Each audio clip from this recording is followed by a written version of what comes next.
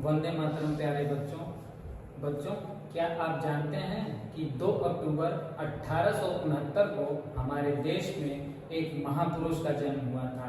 ये महापुरुष और कोई नहीं बल्कि हमारे देश के राष्ट्रपिता महात्मा गांधी थे। महात्मा गांधी का पूरा नाम मोहनदास करमचंद गांधी था। इनका जन्म गुजरात के काठियावाड़ जिले में पोरबंदर नामक स्थान पे हुआ था। इन्होंने देश की आज़ादी की लड़ाई में अपना बहुमूल्य योगदान दिया था और इनके योगदान की वजह से ही देश इनको राष्ट्रपिता के नाम से जानता है। तो प्यारे बच्चों, आप सबका स्वागत है मेरे इस YouTube चैनल में, जिसका नाम है द कोर कॉन्सेप्ट क्लासेस, जहां हम मैथ्स और साइंस के बेसिक कॉन्सेप्ट्स, रूल, फॉर्मूले इजी लैंग्वेज में सीखते हैं। मेरा कहना है पढ़ो ऐसा कि पढ़ा सको। अच्छा बच्चों, अभी तो कोरोना टाइम चल रहा है, तो आप सभी घर पे रह के अपनी पढ़ाई कर रहे होंगे। हालांकि आप स्कूल भी जाते होंगे, लेकिन स्कूल में आप कितनी पढ़ाई करते हैं ये आप मुझसे बेहतर समझ सकते हैं। तो जब आप घर पे पढ़ाई करते हैं तो आपको हमेशा इस बात का कंफ्यूजन रहता होगा कि कौन से चैप्टर, किसी टॉपिक को हम कैसे पढ़ें कि वो चैप्टर या टॉपिक हमारे पूरी समझ में आ जाए। तो बच्चों, आपकी इसी कंफ्यूजन को दूर करने के लिए हम लाए हैं एक ऐसा YouTube चैनल जहां हम मैथ्स और साइंस के रूल्स, कॉन्सेप्ट्स, फॉर्मूले, एग्जाम्पल, इन सभी चीज़ों को स्टेप बाय स्टेप तरीके से सीखेंगे और अपनी नॉलेज को इम्प्रूव करेंगे। तो बच्चों, अपनी कुर्सी की सीट बेल्ट बांध लीजिए और मेरे साथ चलिए साइंस के समुंदर में गोते लगाने। तो चलिए स्टार्ट करते हैं वीडियो देखने से पहले आपसे एक रिक्वेस्ट है कि आप वीडियो पूरा जरूर देखिएगा, और हाँ, वीडियो को बिल्कुल स्किप करके मत देखिएगा, क्योंकि काम की बात यानी रूल्स, कॉन्सेप्ट्स, फॉर्मूले मैं कहाँ कब बता दूं ये तो मुझे भी नहीं पता।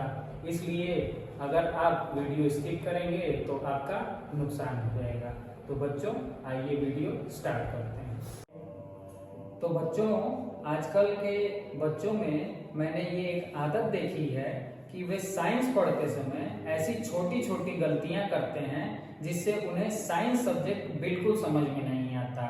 तो आपसे वो गलतियां ना हो, इसके लिए मैंने जो है कुछ तरीके बताए हैं।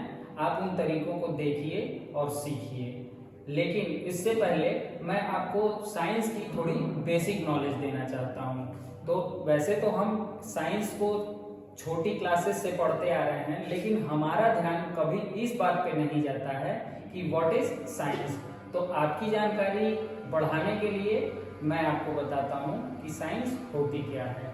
तो यहाँ पे जैसा बोर्ड पे लिखा हुआ है व्हाट इज साइंस, तो इसका आंसर ये है the systematic study which is based on experiment and observations is known as science.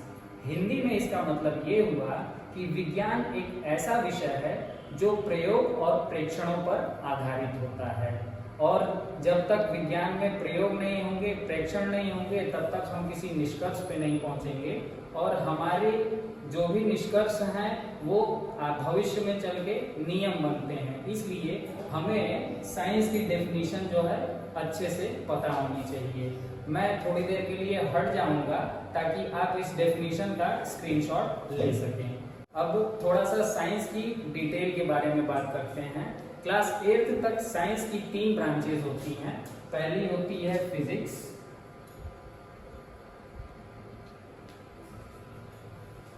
दूसरी होती है केमिस्ट्री,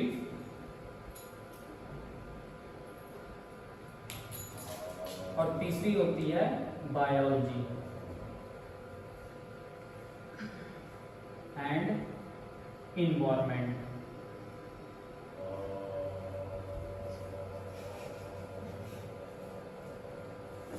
तो बच्चों, फिजिक्स साइंस की वो ब्रांच होती है जहां हम फिजिकल क्वांटिटीज के बारे में पढ़ते हैं।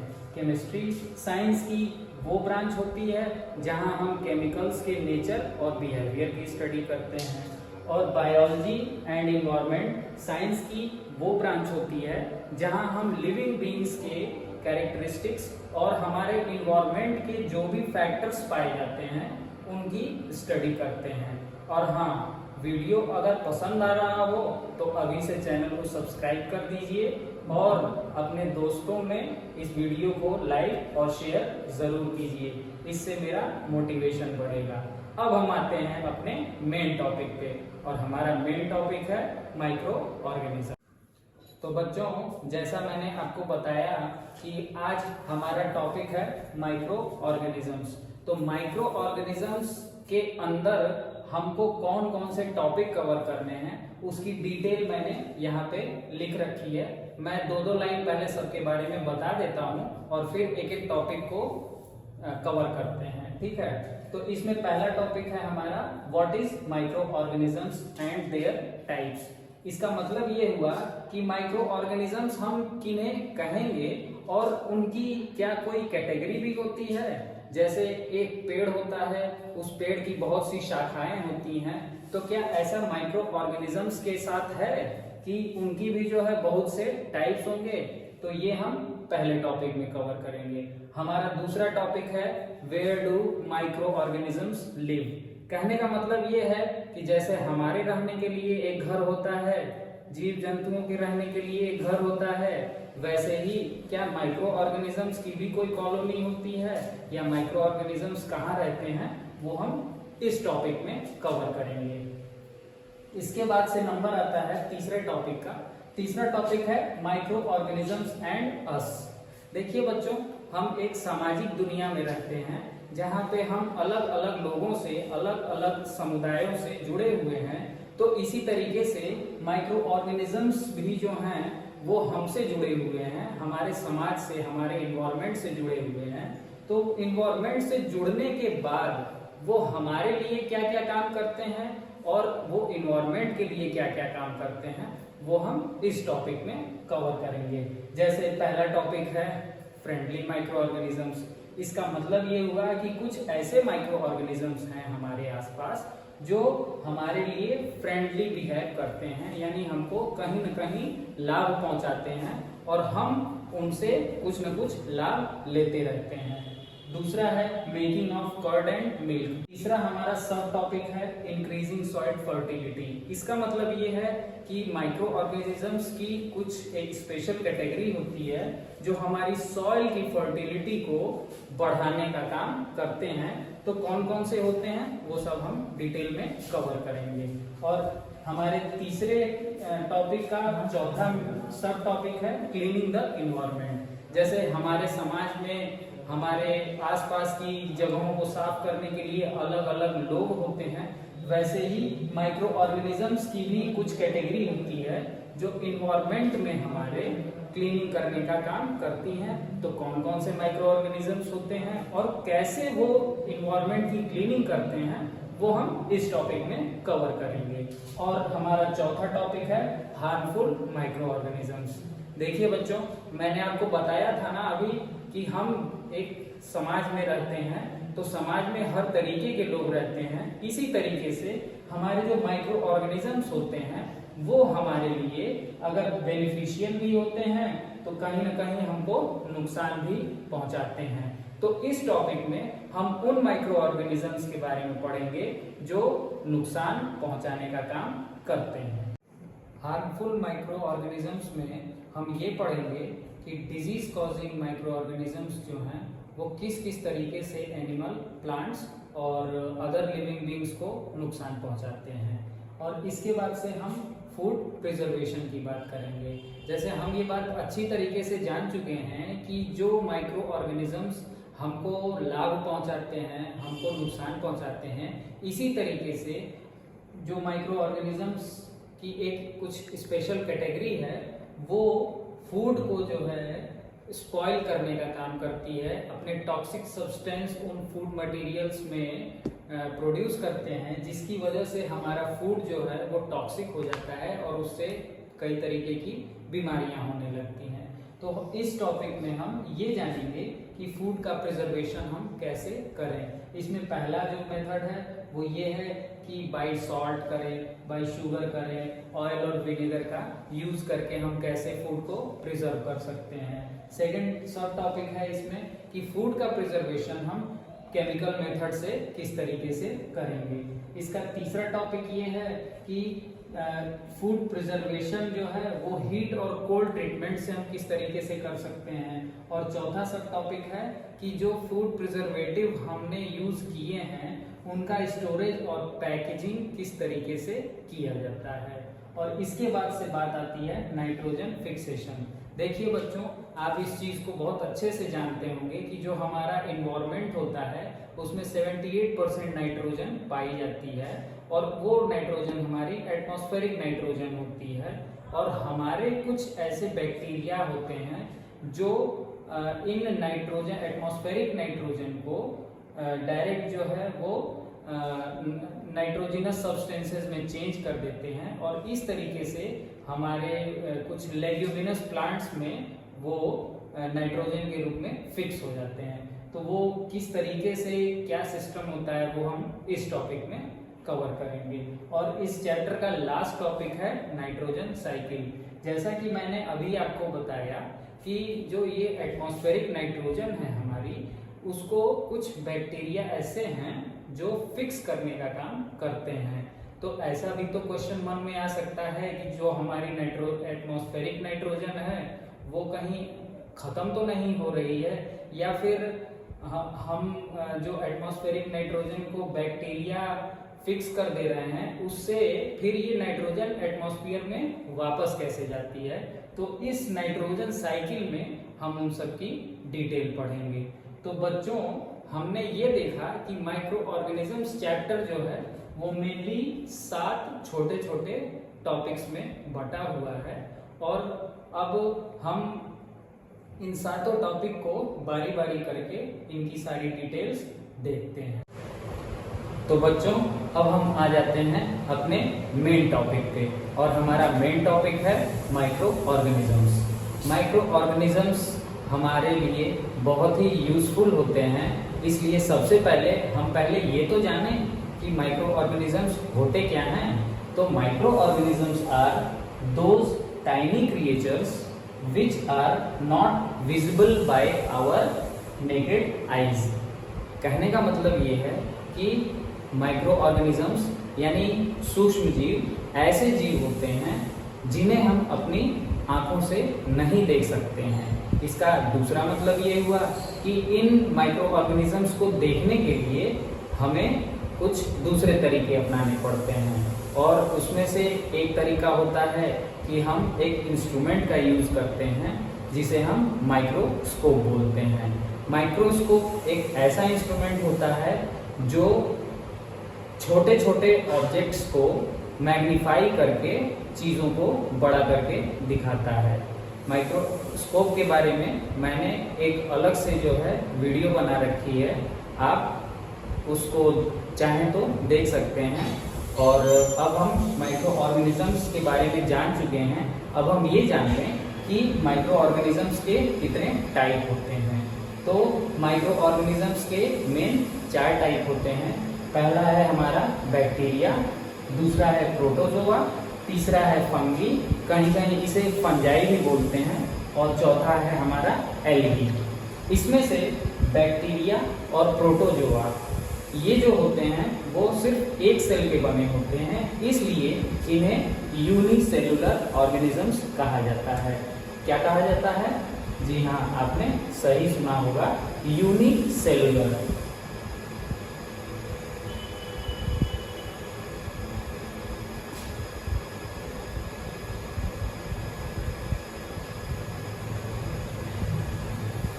और इसके बाद से फंगाई और एल्गी, ये दो ऐसे हमारे माइक्रो ऑर्गेनिजम्स होते हैं जिनकी बॉडी मल्टी सेल की बनी हुई होती है, इसीलिए इन्हें मल्टी सेलुलर ऑर्गेनिजम्स कहा जाता है।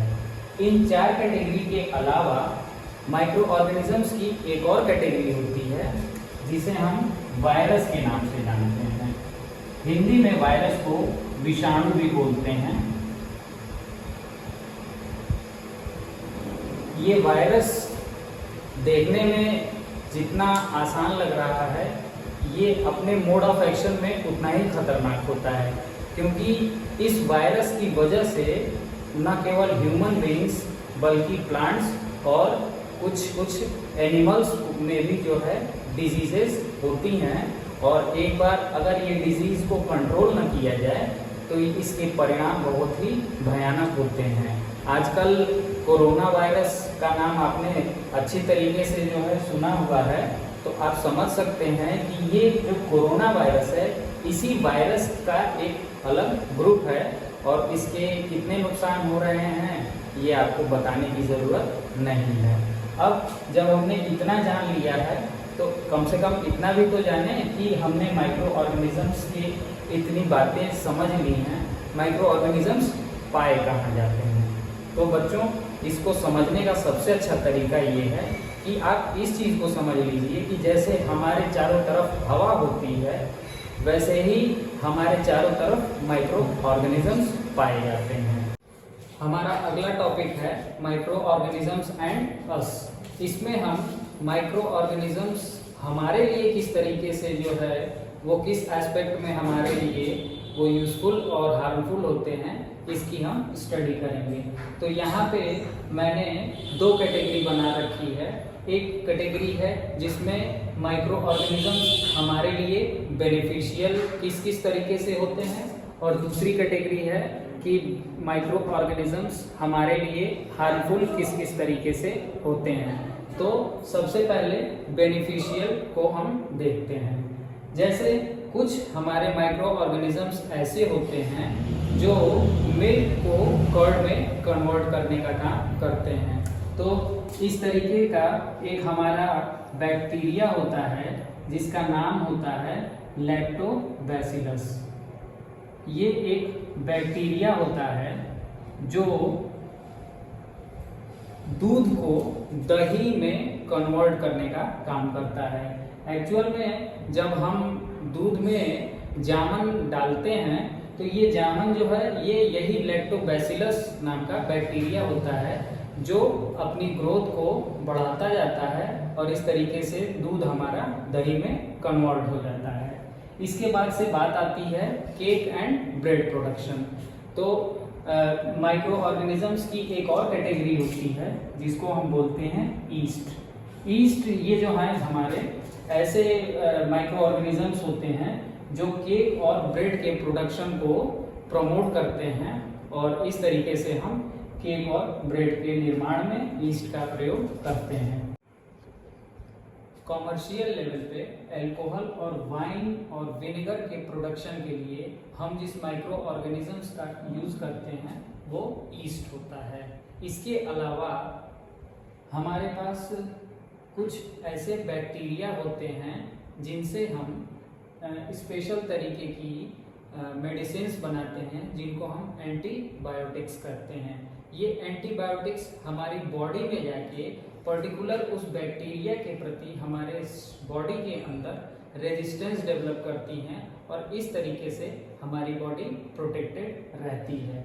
इसके बाद से हम ये जानते हैं कि हमारे कुछ माइक्रो ऑर्गेनिजम्स ऐसे होते हैं जिनकी मदद से हम वैक्सीन का प्रोडक्शन करते हैं और टीबी, कॉलरा जैसी अन्य कई खतरनाक बीमारियों से अपनी बॉडी को हम सेव करते हैं। इसके बाद से बात आती है कि कुछ माइक्रो ऑर्गेनिजम्स ऐसे होते हैं जो एटमॉस्फेरिक नाइट्रोजन में कन्वर्ट करके सॉइल की फर्टिलिटी को इंक्रीज करते हैं। इस प्रोसेस को हम नाइट्रोजन फिक्सेशन कहते हैं। और राइजोबियम नाम का एक बैक्टीरिया होता है जो इस एटमॉस्फेरिक नाइट्रोजन को नाइट्रोजन में कन्वर्ट करने का काम करता है। तो इस तरीके से हमने ये देखा कि माइक्रो ऑर्गेनिजम्स हमारे लिए किस किस तरीके से बेनिफिशियल होते हैं। बच्चों, हमारा अगला टॉपिक है हार्मफुल माइक्रो ऑर्गेनिजम्स। तो जैसे हमने पिछले टॉपिक में पढ़ा था कि माइक्रो ऑर्गेनिजम्स हमारे लिए बेनिफिशियल होते हैं, यानी हमें फ़ायदा पहुंचाते हैं और उनका हम कहाँ कहाँ यूज़ करते हैं, इसी तरीके से हमारा जो ये टॉपिक है उसमें हम ये पढ़ेंगे कि माइक्रो ऑर्गेनिजम्स जो हैं वो हमें कहाँ कहाँ नुकसान पहुँचाते हैं। तो पहली बात तो आप ये समझ लीजिए कि माइक्रो ऑर्गेनिजम्स जो हैं वो चाहे ह्यूमन बींग्स हों, चाहे प्लांट्स हों, चाहे एनिमल्स हों, सभी तरीके के लिविंग बींग्स को नुकसान पहुंचाने का काम करते हैं। जैसे ह्यूमन बींग्स में यही माइक्रो ऑर्गेनिजम्स डिजीज कॉज करते हैं। डिजीज कॉज करने का मतलब ये है कि ये माइक्रोब्स किसी न किसी तरीके से ह्यूमन बींग्स की बॉडी में इंटर कर जाते हैं और इंटर करने के बाद से अपना इफेक्ट दिखाते हैं। जैसे हमने प्रोटोजोआ का नाम तो सुना ही है। इस प्रोटोजोआ की वजह से ह्यूमंस में मलेरिया और पेचिस नाम की बहुत खतरनाक बीमारी होती है। मलेरिया बुखार की एक कैटेगरी होती है जिसमें पूरा शरीर जो है वो बुखार में तपता रहता है और अगर प्रॉपर ट्रीटमेंट ना हो तो कुछ अनहोनी भी हो सकती है। इसी तरीके से पेचिस भी जो है वो बहुत ही खतरनाक बीमारी होती है।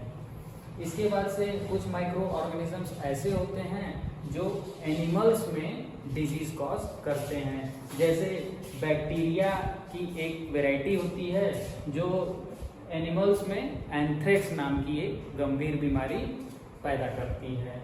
इसी तरीके से प्लांट्स में जो है वो फंजाई जो माइक्रो ऑर्गेनिज्म होता है वो जो है वो गेहूं की फसल को नुकसान पहुंचाता है, जिसको हम रस्ट ऑफ व्हीट डिजीज कहते हैं। और बैक्टीरिया की एक वैरायटी होती है जो नींबू और रसीले फलों में बीमारी प्रोड्यूस करते हैं। इस बीमारी को सिट्रस कैंकर कहते हैं। तो ये तो बात हुई कि माइक्रो ऑर्गेनिजम्स किस तरीके से डिजीज कॉज करते हैं। अब हमें एक बहुत ज़रूरी चीज़ जाननी है और इसका नाम है कम्युनिकेबल डिजीज। देखिए हमने यहाँ पे डिजीज वर्ड यूज किया है और यहाँ पे हम कम्युनिकेबल डिजीज यूज कर रहे हैं। इन दोनों टर्म्स में थोड़ा सा अंतर है। हमने ये बताया कि डिजीज जो है वो माइक्रोब्स हमको स्प्रेड करते हैं, माइक्रोब्स की वजह से हमें डिजीज होती है। और ऐसी डिजीज जो एक ह्यूमन बीइंग से दूसरे ह्यूमन बीइंग में कांटेक्ट के थ्रू या किसी अन्य तरीके से जो है जब ट्रांसमिट हो जाती है तो इसी को हम कम्युनिकेबल डिजीज कहते हैं। कुछ ऐसे इंसेक्ट्स और एनिमल्स होते हैं जो हमारे माइक्रोब्स के कैरियर का काम करते हैं। ये साइकिल वाला कैरियर आप मत समझिएगा, नहीं तो बहुत बड़ा कंफ्यूजन हो जाएगा, ठीक है ना। हाँ, तो जैसे हाउस फ्लाई है, जैसे हमारे ये फीमेल एनोफ्लिस मॉस्किटो हैं और फीमेल एडीज मॉस्किटो हैं, ये अलग अलग बीमारियों के कैरियर का काम करते हैं। इसका मतलब ये है कि मलेरिया, जैसे मलेरिया पैरासाइट जो है वो उसका ये कैरियर है फीमेल एनोफ्लिस मॉस्किटो, और इसी मच्छर के काटने से मलेरिया नाम की बीमारी होती है। इसी तरीके से एडीज मॉस्किटो के काटने से डेंगू फीवर होता है जो डेंगू वायरस की वजह से होता है। और आप जानते ही हैं कि ये दोनों बीमारियां जो हैं बुखार से रिलेटेड हैं और इसका बहुत ज़्यादा नुकसान होता है। अगर सही टाइम पे ट्रीटमेंट ना हो तो कोई भी घटना घट सकती है। अब हमने इस टॉपिक में ये जाना कि मॉस्किटो के काटने की वजह से जो है ये बीमारियां फैलती हैं, तो इसका ऑप्शन क्या है? इसका ऑप्शन ये है कि ये बीमारियां हम मॉस्किटो की वजह से फैलने से अगर रोक लें तो कहीं ना कहीं इन बीमारियों से बचा जा सकता है।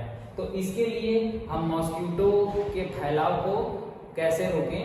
तो आप ये समझ लीजिए कि मॉस्किटो की ब्रीडिंग को अगर हम कंट्रोल कर लें तो फिर मॉस्किटो की प्रोडक्शन को कंट्रोल कर सकते हैं। ऐसा तो है नहीं कि हम मॉस्किटो को बिल्कुल जड़ से खत्म कर लें, लेकिन prevention is better than cure, यानी बचाव अगर हम करना जानते हैं तो हम किसी भी बीमारी से आसानी से अपने आप को बचा सकते हैं।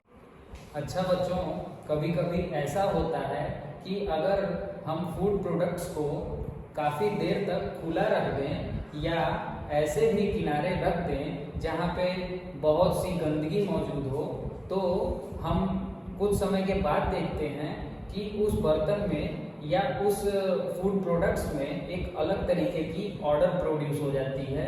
ऑर्डर का मतलब है दुर्गंध प्रोड्यूस हो जाती है।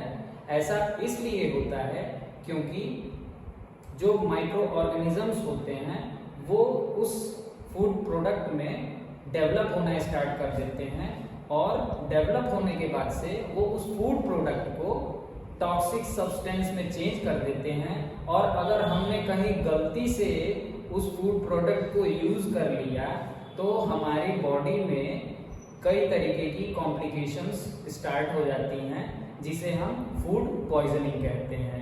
तो सीधे शब्दों में फूड पॉइजनिंग का सिंपल मतलब ये होता है कि आपने रखे हुए खाने को काफ़ी देर तक खुला छोड़ दिया और उसके बाद से खाया, तो कहीं ना कहीं वहाँ माइक्रोब्स डेवलप हो गए और उन माइक्रोब्स ने जो है अपना काम कर दिया है और बाकी सब कुछ आपको झेलना पड़ता है।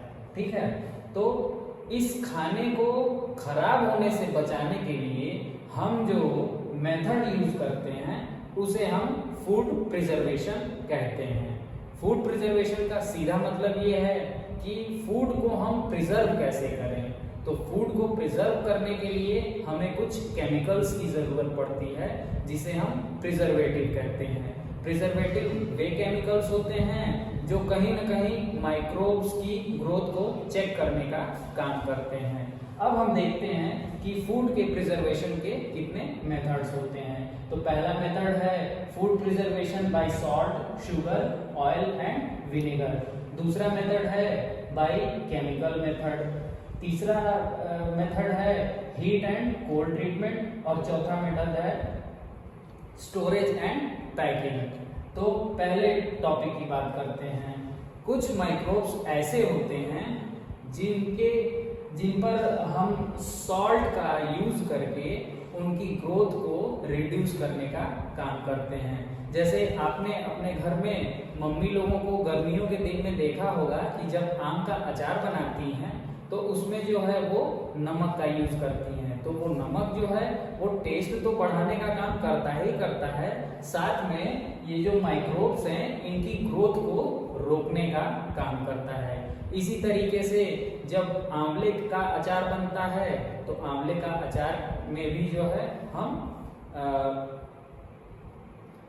सॉल्ट का यूज करते हैं, जिससे माइक्रोबियल ग्रोथ जो है वो रुक जाती है, और इस तरीके से उस अचार को हम काफी लंबे समय तक यूज कर सकते हैं। इसके बाद से बात आती है ऑयल और विनेगर की। विनेगर और ऑयल भी जो है एक तरीके के प्रिजर्वेटिव होते हैं जो अलग अलग फूड प्रोडक्ट्स को प्रिजर्व करने का काम करते हैं। इसके बाद से बात आती है केमिकल मेथड। केमिकल मेथड में सॉल्ट और एडिबल ऑयल होते हैं। ये सॉल्ट और एडिबल ऑयल की मदद से हम जो है वो कई फूड प्रोडक्ट्स को लंबे समय तक प्रिजर्व करने का काम करते हैं। तीसरा मेथड है हीट एंड कोल्ड ट्रीटमेंट। जैसे कुछ माइक्रोब्स ऐसे होते हैं जिनको अगर हम बॉयल करें तो वो जो है डेड कर जाते हैं, और जब वो डेड कर जाएंगे तो इसका मतलब वो जो फूड प्रोडक्ट है हमारा एक तरीके से सेफ हो जाता है।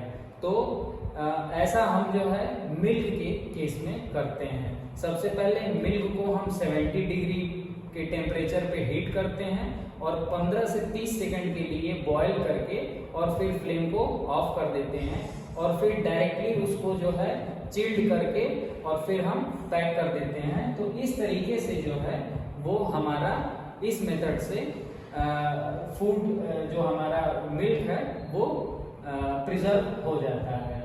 इसके बाद से बात आती है स्टोरेज एंड पैकिंग की। यहाँ पे मैंने एक स्पेशल टर्म लिखा हुआ है, इसका नाम है पाश्चराइजेशन। पाश्चराइजेशन, जैसा कि मैंने अभी आपको हीट एंड कोल्ड ट्रीटमेंट में बताया था कि मिल्क को जो है वो 70 डिग्री सेंटीग्रेड पे बॉयल करके और फिर 15 से 30 सेकंड के लिए उसको बॉयल करने के बाद से फिर हम एकाएक से चिल्ड करके और पैक कर देते हैं। इसी प्रोसेस को हम पाश्चराइजेशन कहते हैं। बच्चों, सॉइल फर्टिलिटी वाले टॉपिक में हमने ये चीज़ जाना था कि कुछ ऐसे हमारे माइक्रो ऑर्गेनिजम्स होते हैं जो हमारी एटमॉस्फेरिक नाइट्रोजन को फिक्स करने का काम करते हैं। तो यहाँ पे नाइट्रोजन फिक्सेशन का मतलब भी वही है कि कुछ ऐसे बैक्टीरिया होते हैं जो हमारे एटमॉस्फेयर में पाई जाने वाली नाइट्रोजन को कन्वर्ट करके और लेग्यूमिनस प्लांट में जो है नाइट्रोजन को फिक्स करने का काम करती है, और इसी नाइट्रोजन से प्लांट्स में प्रोटीन का प्रोडक्शन होता है, और फिर वो प्रोटीन प्रोडक्ट जो हैं वो हम अलग अलग रेफरेंसेस में यूज कर लेते हैं। तो नाइट्रोजन फिक्सेशन वो प्रोसेस है जिसमें राइजोबियम नाम का बैक्टीरिया जो है वो एटमॉस्फेरिक नाइट्रोजन को लेग्यूमिनस प्लांट में नाइट्रोजन के रूप में कन्वर्ट कर देता है। इसी प्रोसेस को हम नाइट्रोजन फिक्सेशन कहते हैं। तो बच्चों, हमने माइक्रो ऑर्गेनिजम्स पूरे चैप्टर को कवर कर लिया है, और मुझे उम्मीद है कि आपको ये वीडियो ज़रूर पसंद आएगा, और पसंद आया हो तो अपने दोस्तों में इस वीडियो को शेयर ज़रूर कीजिएगा और लाइक भी ज़रूर कीजिएगा। और हाँ, जाते जाते आपसे मैं ये ज़रूर कहूँगा कि चैनल अगर पसंद आया हो तो चैनल को सब्सक्राइब करके बेल आइकन ज़रूर प्रेस कर लीजिएगा, ताकि आपको आने वाले नए वीडियोस के नोटिफिकेशंस सबसे पहले मिलें। तो मिलते हैं हम अगले वीडियो में। और हाँ, मैं एक बात कहना तो आपसे भूल ही गया, आप अगला वीडियो किस टॉपिक पे चाहते हैं ये मुझे कमेंट करके ज़रूर बताइएगा। इससे मुझे नए वीडियोस बनाने के लिए एक मोटिवेशन मिलेगा। चलिए फिर मिलते हैं अगले वीडियो में। तब तक पढ़ो ऐसा कि पढ़ा सको। Thank you.